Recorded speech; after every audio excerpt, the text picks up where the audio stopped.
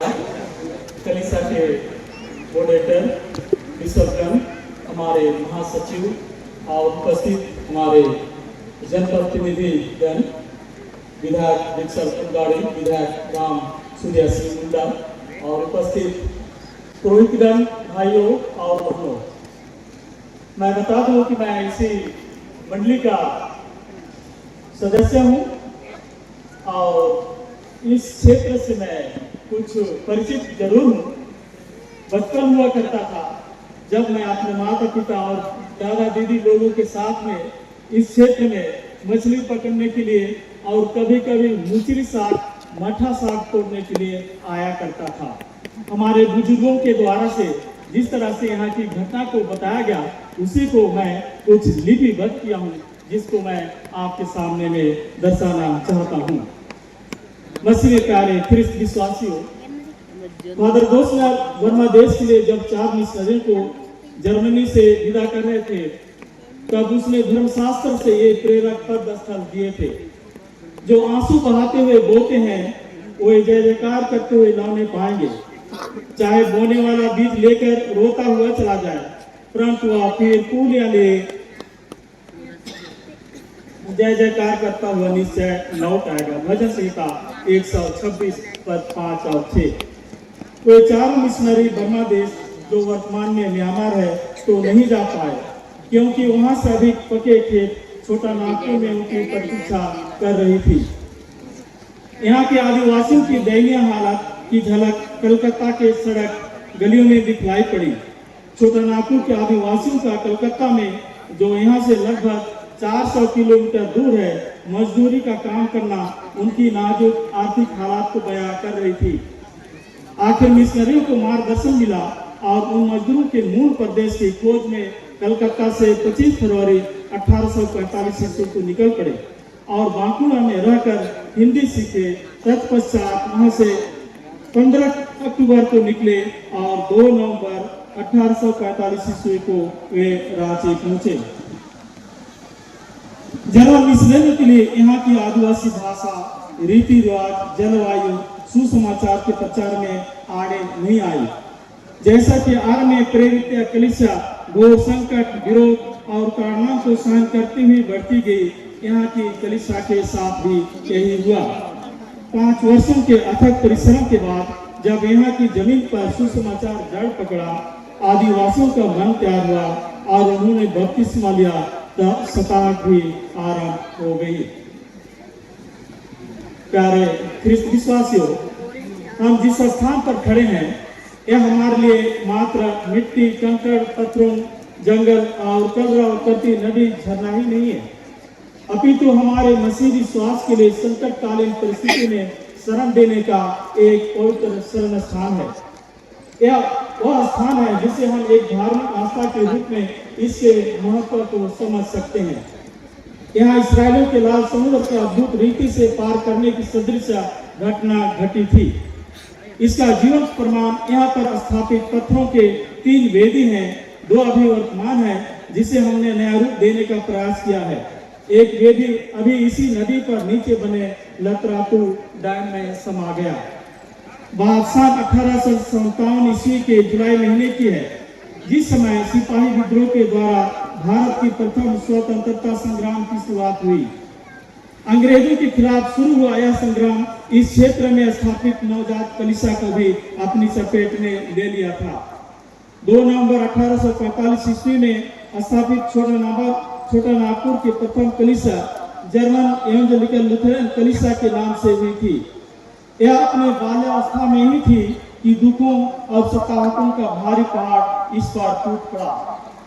आरंभ से ही शिक्षा, स्वास्थ्य और सुसमाचार प्रचार के प्रति समर्पित मिशनरियों द्वारा 1852 ईस्वी में ही एक आवासीय स्कूल रांची में आरंभ किया गया था।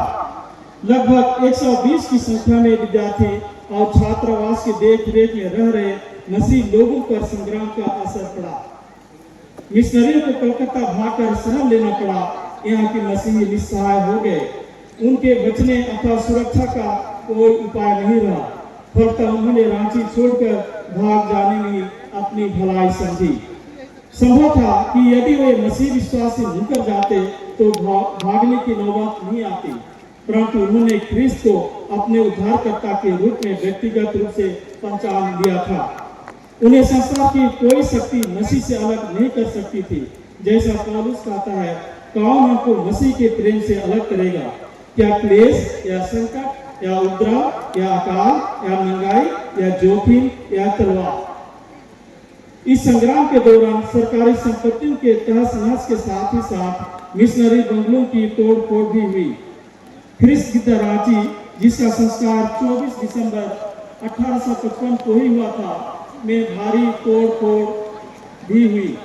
सुंदर उपस्कर, फर्नीचर, पाइप ऑर्गन, वेदी की पूजन सामग्रियां, इतना ही नहीं, अंदर तोड़ फोड़ से मन नहीं भरा तो गिरजे घर को ही तोड़ से धंसाने का प्रयास किया, जिसका चिन्ह आज भी मौजूद है।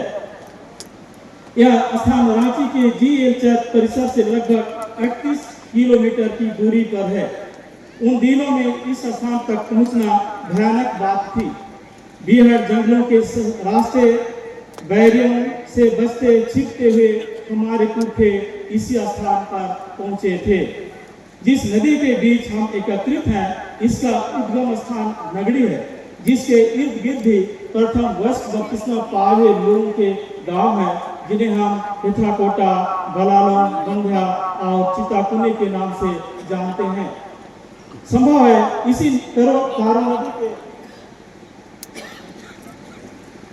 किनारे किनारे भागते हुए वे इस स्थान तक पहुंचे थे। उनके पीछे पीछे बैरी लोग हथियार और घोड़ों से पीछा कर रहे थे, परंतु यहाँ पर आगे नदी भरी हुई अपनी उफान पर है और पीछे बैरियों का दल। यहाँ वैसी विकट परिस्थिति सामने आई जिसे हम इस्राएलियों के साथ देख सकते हैं कि आगे लाल समुद्र और पीछे फिरौन की सेना का दल उनका पीछा कर रही थी। उस घोर विपत्ति के समय मूसा ने, जिसकी अगुवाई में इस्राएली जाति मिस्र की गुलामी से छूटकर भाग रही थी, अपने लोगों को ढाढ़ से बढ़ाया और कहा, डरो मत, खड़े खड़े और उद्धार का काम देखो जो यहोवा आज तुम्हारे लिए करेगा, क्योंकि जिन मिस्रियों को तुम आज देखते हो उनको फिर कभी ना देखोगे। यहोवा आप ही तुम्हारे लिए लड़ेगा, इसलिए तुम चुपचाप रहो। ऐसा लगता है कि ठीक ऐसी परिस्थिति यहाँ भी आई। हमारे पुरखे आगे तो पानी के तेज धार और पीछे बैलों से घिर चुके थे। क्या हम उनकी संकट का अनुमान लगा सकते हैं? डर के किसी व्यक्ति ने लोगों को भरोसा दिलाया होगा और यही बात कही होगी, डरो मत, खड़े खड़े उद्धार का काम देखो जो यह आज तुम्हारे लिए करेगा। बैरियों के डर से अपने विश्वास की रक्षा के लिए घनघोर जंगल के रास्ते भागना हमारे पुरखों के लिए बेकार नहीं हुआ। परमेश्वर ने इस्राएलियों के लिए लाल समुद्र के बीचों बीच सूखा मार्ग तैयार किया। यहाँ भी उसने हमारे पुरखों को बचने के लिए एक रास्ता तैयार किया। बताया जाता है कि यहाँ एक विशाल संभवतः सकुआ का एक पेड़ नदी के किनारे पानी की तेज धार के कारण दूसरी छोर पर जा टिका, जो एक पुल का काम किया और हमारे लोग दूसरी ओर जा पहुंचे, अर्थात इसी टापू पर आ टिके। चूंकि दूसरी ओर भी नदी भरी हुई थी, इसलिए इसी टापू पर वे टिके रह गए। ये जो हम लोग टापू जहाँ पर हैं, इसके पीछे तरफ से भी नदी बहती है, वैसे ही नीचे का जो टापू है वो टापू है, उसके दोनों छोर से पानी अर्थात नदी बहती है। जब तक बैरी लोग खोजते, जंगल खंगालते, यहाँ पहुंचते, वह पेड़ पानी के तेज बहाव के कारण उनके आने तक बह गया। हालेलुया।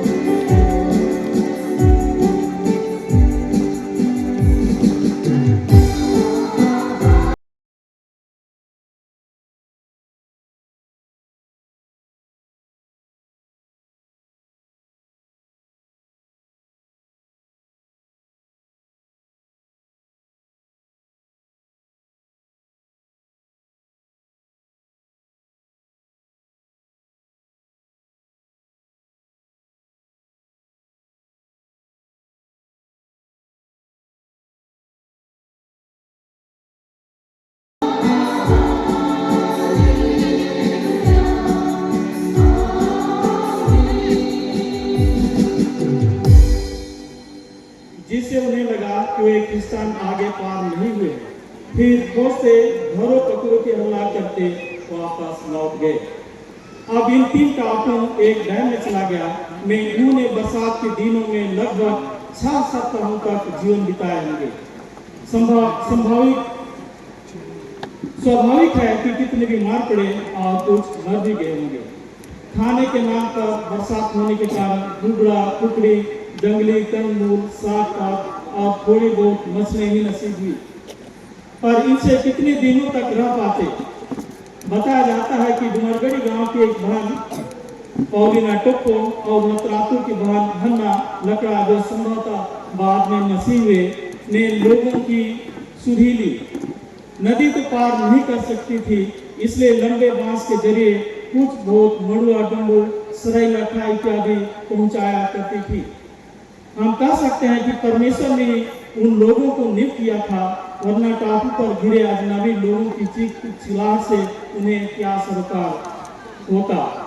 आज पौलिना टोप्पो के वंश में अच्छे और मजबूत मसीही भाई बहन हैं। हमारे पुरखों ने इस स्थान पर भी गिरजा आराधना नहीं छोड़ा, जो हमारे लिए एक सुंदर नमूना है। उन्होंने पत्थरों के ढेर से वेदी बनाया, पत्थर से ही पत्थर को कूच कर क्रूस का आकार दिया, उन्हें गाड़ा, जो प्रमाण के रूप में आज भी मौजूद है।